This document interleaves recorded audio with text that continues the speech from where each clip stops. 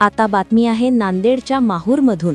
माहूर तालुक्यातून जाणाऱ्या धनोडा कोठारी राष्ट्रीय महामार्गावरील वाई बाजार जवळील वाघाई टेकडी परिसरात उभ्या असलेल्या ट्रकला भरधाव वेगाने येणाऱ्या मोटरसायकलने पाठीमागून जोरदार धडक दिल्यानं या भीषण धडकेत दोघांचा जागीच मृत्यू झाला, तर एक जण गंभीर जखमी झाल्याची घटना 23 डिसेंबर रोजी सायंकाळी 4 वाजताच्या सुमारास ही घटना घडली आहे।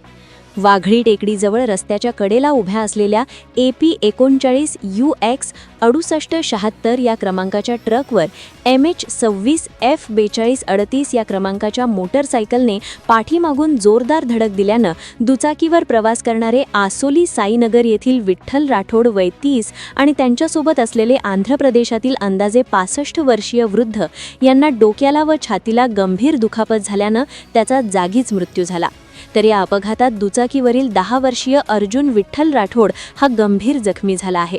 या घटनेची माहिती मिळताच सिंदखेड पोलीस ठाण्याचे सहाय्यक पोलीस निरीक्षक रमेश जाधव यांनी घटनास्थळी धाव घेऊन मृत व जखमींना माहूर ग्रामीण रुग्णालयात दाखल केले।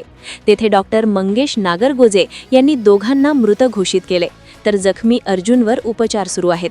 या अपघातात 2 निष्पाप जीव गेल्यानं परिसरात हळहळ व्यक्त करण्यात येत असून राष्ट्रीय महामार्गावरील अपघाताच्या वाढत्या घटनांबाबत नागरिकांमध्ये चिंता व्यक्त होत आहे। Bureau report GK news Mahur Nanded. तुम्ही पाहत आहात महाराष्ट्राच्या कुशीतलं GK न्यूज मराठी, सात जनतेची, भूमी महाराष्ट्राची।